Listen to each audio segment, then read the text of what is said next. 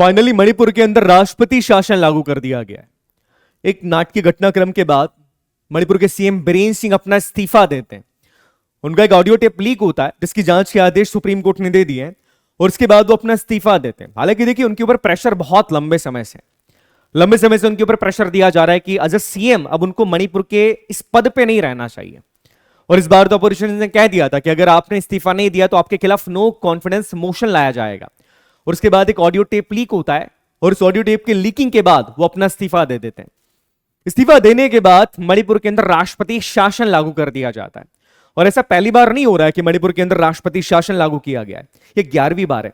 पहली बार मणिपुर में 1967 में राष्ट्रपति शासन लागू किया गया था। इसके बाद अब मणिपुर के अंदर फिर से राष्ट्रपति शासन लागू कर दिया गया है। अब मणिपुर की पूरी कमान केंद्र सरकार के हाथ में।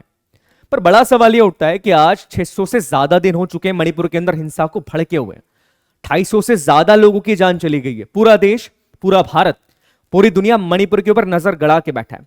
तो सवाल यह उठता है कि इस समय राष्ट्रपति शासन लागू करने की जरूरत क्या पड़ी और मणिपुर के अंदर हिंसा का कारण क्या है। बिकॉज 2 साल तकरीबन हो गए मणिपुर के अंदर हिंसा भड़की हुई है। हम ये जानते हैं कि 2 समुदाय के बीच हिंसा भड़की है, कुकी और मैतेई। पर हिंसा का कारण क्या है, आज हम इसी के बारे में बात करने वाले। हम जानेंगे कि इसकी इतिहास क्या रहा है, मणिपुर का हिंसा क्यों भड़की, क्या रीजंस रहे हैं इस हिंसा के भड़कने के।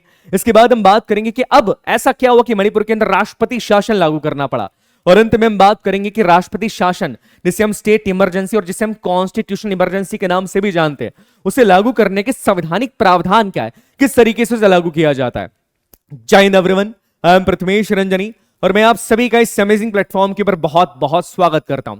देखिए मणिपुर के अंदर हिंसा को भड़के हुए, मैं अगर सीधे शब्दों में कहूं तो आज तकरीबन 2 साल होने आए। पूरा देश, पूरा समाज, पूरा भारत इंटरनेशनल प्लेटफॉर्म से वो भारत की ओर देख रहे हैं कि हम इस हिंसा को लेकर कर क्या रहे हैं। बिकॉज आपने कुछ समय पहले देखा होगा कि कुछ महिलाओं को निर्वस्त्र करके घुमाया जाता है और उसके वीडियोस, फोटोज वायरल हो जाते सोशल मीडिया के ऊपर। अब पूरी दुनिया भारत से सवाल पूछ रही है कि मणिपुर में इस चीजें चल रही है और भारत सरकार क्या कर रही है। इसका जवाब भारत सरकार देती भी है। सरकार कहती है कि नहीं, मणिपुर के अंदर हिंसा को कम करने के लिए प्रयास किए जा रहे हैं। और फाइनली अब मणिपुर के अंदर राष्ट्रपति शासन लागू कर दिया गया है। मणिपुर के अंदर आपने कई सारे क्लिप्स देखे होंगे, वीडियोस देखे होंगे, जहां पर लोग खुले में हथियार लेकर घूम रहे हैं। फुटबॉल का मैदान है, लोग फुटबॉल खेल रहे हैं और फुटबॉल खेलते समय हथियारों को हाथ में लेकर घूम रहे हैं। सेना के साथ भी जो व्यवहार है उनका ठीक नहीं है। महिलाएं सेना के ट्रक्स को रोक रही, अंदर नहीं जाने दी जा रही है। तो देखिए कई सारी चीजें मणिपुर के अंदर ऐसी हैं जो कि तस्वीरें विचलित करने वाली है। और ये हमको समझना पड़ेगा कि मणिपुर हमारे देश का एक अभिन्न अंग है। वहां की कोई भी समस्या हमारे देश की समस्या है।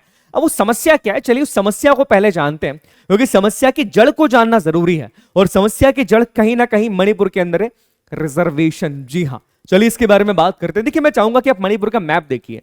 मणिपुर के जब आप इस मैप को देखते हैं तो आप देखेंगे मणिपुर की जो पॉपुलेशन है, मणिपुर की पॉपुलेशन में मेजरली 3 कम्युनिटीज का सबसे ज्यादा योगदान है।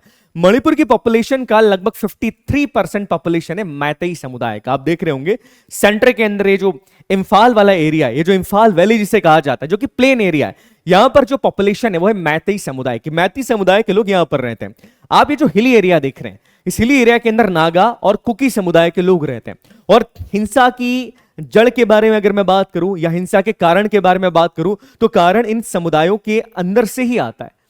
होता यह है कि सुप्रीम कोर्ट ने तो बहुत सारी चीजें कही हैं, बट एक इंसिडेंट ये होता है साहब कि नागा और ये जो मैतेई समुदाय है, जब हम कुकी ट्राइब के बारे में बात करते हैं, नागा और कुकी ट्राइब ये मेजरली हिली एरियाज के अंदर रहते हैं मणिपुर के अंदर। जैसा कि मैंने आपसे कहा कि ये वाला जो हिली एरियाज है, ये पूरा हिली एरियाज है, यहां पर नागा और कुकी समुदाय रहते हैं, जिनका परसेंटेज तकरीबन 40% है। याद रखिएगा, परसेंटेज लगभग 40% है। और सरकार ने इनको एसटी का दर्जा दे रखा है, शेड्यूल्ड ट्राइब का दर्जा दिया हुआ है। Naga Kuki tribe hilly area के अंदर रहते हैं, इनके पास एसटी का दर्जा है। तो जमीन को लेकर, प्रॉपर्टी को लेकर इनके पास स्पेशल राइट्स हैं। प्रॉपर्टी का जो ट्रांसफर किया जाएगा वो केवल इन समुदायों के बीच में ही किया जा सकता है। नौकरियों के अंदर भी इनके पास रिजर्वेशन है, जॉब्स के अंदर भी रिजर्वेशन है, और गवर्नमेंट इंस्टीट्यूशंस के अंदर, कॉलेजेस के अंदर भी इनके पास रिजर्वेशन है। इसके बाद जिस समुदाय के बारे में हम बात कर रहे हैं, जो कि दूसरा समुदाय है, वो है हमारा मैतेई समुदाय। देखिए मैतेई कम्युनिटी के बारे में बात की जाए तो मैतेई कम्युनिटी का जो परसेंटेज है मणिपुर के अंदर वो 53% के आसपास है। ये जो इंफाल वैली आप देख रहे हैं, इस पूरी इंफाल वैली के अंदर जो कि प्लेन एरिया है, यहां पर मैतेई समुदाय के लोग रहते हैं। अगर इनके रिलीजन के बारे में बात की जाए तो बेसिकली यहां पर ज्यादातर लोग हिंदू हैं, हिंदुइज्म को फॉलो करते हैं। और वहीं अगर मैं नागा कम्युनिटी या कुकी ट्राइब के बारे में बात करूं तो यहां पर क्रिश्चियनिटी को भी फॉलो किया जाता है। अब समस्या यहां पर यह है कि एसटी के लिए या शेड्यूल ट्राइब का जो रिजर्वेशन है वो नागा और कुकी समुदाय को दिया गया है, बट मैती समुदाय के पास से रिजर्वेशन नहीं है। अब रिजर्वेशन क्यों नहीं है? देखिए, ऐसा कहा जाता है कि मैती समुदाय जो है वो सोशली और एजुकेशनली यहां पर थोड़ा सा हाई है, लोगों का स्टैंडर्ड ऑफ लिविंग ज्यादा बेहतर है, यहां पर उनके पास पढ़ने लिखने की सुविधाएं ज्यादा है। और हिली ट्राइब्स के ऊपर जो कुकी और नागा ट्राइब्स रहती है उनके पास इतनी अपॉर्चुनिटीज यहां पर नहीं है। दैट इज रीजन कि मैती समुदाय को यहां पर शेड्यूल ट्राइब का स्टेटस नहीं दिया गया है। और मैती समुदाय के बारे में अगर मैं बात करूं तो मैती समुदाय वहां पर काफी पावरफुल कंडीशन के अंदर भी है। आप देखेंगे कि मणिपुर की स्टेट असेंबली में 60 में से 40 सीट मैती समुदाय के पास है। अभी हम जिन सीएम के बारे में बात कर रहे हैं, सीएम बीरेन सिंह जी, वो भी मैती समुदाय से ही आते हैं। अब ऐसी कंडीशन में होता है कि मणिपुर हाई कोर्ट एक ऑर्डर इशू करता है जिसमें वो कहता है साहब कि मैती समुदाय को भी रिजर्वेशन देने के बारे में सोचना चाहिए, ट्राइबल रिजर्वेशन देने के बारे में सोचना चाहिए। और यही इस समस्या की जड़ है, बिकॉज इस रिजर्वेशन के बाद मैती समुदाय के पास भी वो अधिकार आ जाएगा कि वो हिल एरियाज के अंदर अपनी जमीन खरीद सकते हैं। अभी क्या है, अभी नागा और कुकी ट्राइब जो है वो शेड्यूल ट्राइब के अंदर आते हैं, तो उनके पास ये अधिकार है कि वो मैती लैंड के ऊपर मतलब नीचे आके वो जमीन खरीद सकते हैं, पर हिल एरियाज के अंदर मैती जमीन नहीं खरीद सकते, because hill area schedule tribes का है और वहां पर जमीन खरीदने और बेचने का जो ट्रांसफर का अधिकार है वो केवल उन्हीं के पास होगा। देखिए, आर्टिकल 371C ये ऑलरेडी मणिपुर को स्पेशल स्टेटस देता है। सवाल यह आता है कि कुकी समुदाय इस रिजर्वेशन का विरोध क्यों कर रहा है। देखिए, कुकी समुदाय मैती समुदाय पे आरोप लगाता है कि स्टेट असेंबली के अंदर 60 में से 40 एमएलए मैती समुदाय के।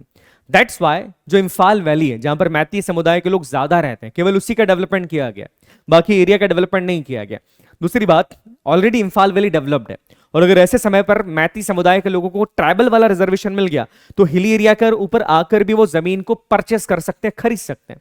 और उसके बाद वो जो स्पेशल स्टेटस वाला दर्जा है वो यहां पर मैती समुदाय को भी मिल जाएगा। वहीं पर मैती समुदाय का कहना यह है और सरकार का भी कहना यह है कि ये जो हिली एरियाज हैं जो कि म्यांमार बॉर्डर से कई बार टच करते हैं, तो यहां पर क्रॉस बॉर्डर स्मगलिंग ज्यादा हो रही है और उसको कंट्रोल करने के लिए चीजें करना जरूरी है। और मैती समुदाय बहुत लंबे समय से ट्राइबल या शेड्यूल ट्राइब की डिमांड कर रहा है। एक समय था जब मैती समुदाय का राज था मणिपुर के ऊपर, और ये कहा जाता है कि कुकी समुदाय जो कि म्यांमार से बिलोंग करते हैं उनको मैती समुदाय भारत के अंदर लेकर आया था। पर अब सिचुएशन ये है कि दोनों समुदाय आपस में लड़ रहे हैं।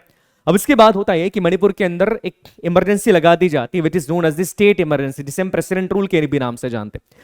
और उससे पहले मैं थोड़ा बहुत मणिपुर के इतिहास के बारे में बात करना चाहूंगा। देखिए, मणिपुर का जो इतिहास है वो काफी पुराना है। 1891 ये वो समय था जब मणिपुर को प्रिंसली स्टेट का दर्जा दिया गया था। जब एंग्लो मणिपुर वॉर होता है, एंग्लो मणिपुर वॉर के बाद मणिपुर को प्रिंसली स्टेट का दर्जा दे दिया जाता है। उसके बाद 1947 वो समय था जब महाराजा भूचंद्रा जो है वो भारत के साथ एक ट्रीटी ऑफ एसोसिएशन साइन करते हैं और मणिपुर को भारत का अंग बना देते हैं। और उसके बाद मणिपुर को यूटी के अंदर साइन किया गया, मणिपुर को यूटी एक्सेप्ट किया गया 1956 के अंदर, और 1972 के अंदर मणिपुर को एक फुल फ्लेज स्टेट का दर्जा दे दिया गया था। तो that was the history of Manipur.